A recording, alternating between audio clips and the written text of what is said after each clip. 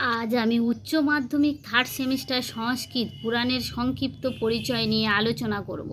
পুরাণের লক্ষণ বা বৈশিষ্ট্য। স্বর্গশ্চ প্রতিসর্গশ্চ বংশ মন্বন্তরাণি চ বংশানুচরিতং চৈব পুরাণং পঞ্চলক্ষণম। পুরাণের প্রধান 5টি লক্ষণের কথা বলা হয়েছে। বায়ু, মৎস্য, বিষ্ণু, কূর্ম প্রভৃতি পুরাণে বলা হয়েছে, যথা স্বর্গ, প্রতিসর্গ, বংশ, মন্বন্তর, বংশানুচরী। স্বর্গ অর্থাৎ সৃষ্টি, প্রতিসর্গ প্রলয়ের পর নতুন সৃষ্টি, বংশ দেবতা ও ঋষিদের বংশ বর্ণনা, মন্বন্তর মনুগণের শাসনকাল, বংশানুচরিত রাজবংশের ইতিহাস। এছাড়াও 6টি গৌণ লক্ষণ হল ভুবন বিস্তার, দান ধর্মবিধি, শ্রাদ্ধকল্প, বর্ণাশ্রম বিভাগ, ইষ্টপূর্ত, দেবতা প্রতিষ্ঠা। পুরাণের বৈশিষ্ট্য। পুরাণে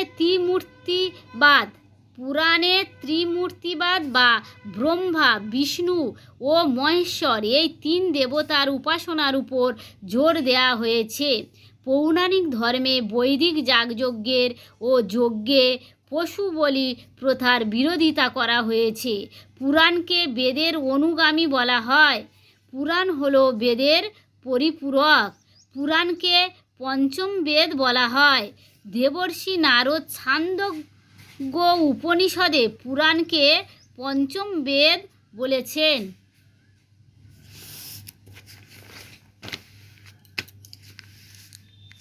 পুরাণে 8 প্রকার বিবাহের উল্লেখ রয়েছে।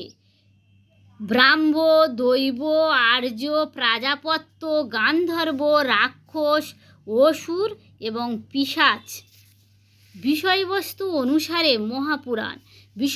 অনুসারে মৎস্য পুরাণে মহাপুরাণগুলিকে 4 ভাগে ভাগ করা হয়েছে। রাজসিক বা ব্রাহ্ম পুরাণ, সাত্ত্বিক বা বৈষ্ণব পুরাণ, তামসিক বা শৈব পুরাণ, সংকীর্ণ পুরাণ।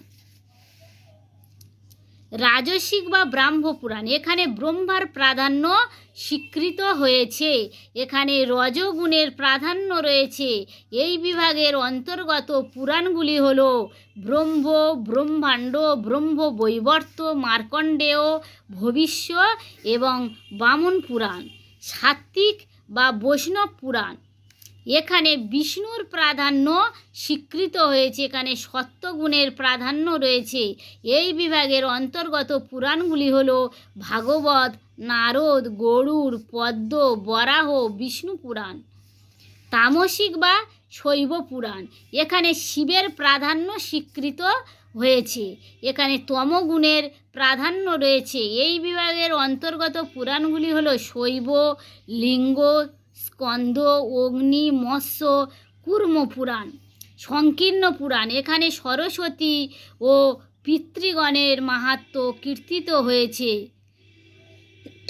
সেগুলি হল সংকীর্ণ পুরাণ। এখানে আমি আমার আলোচনা শেষ করলাম।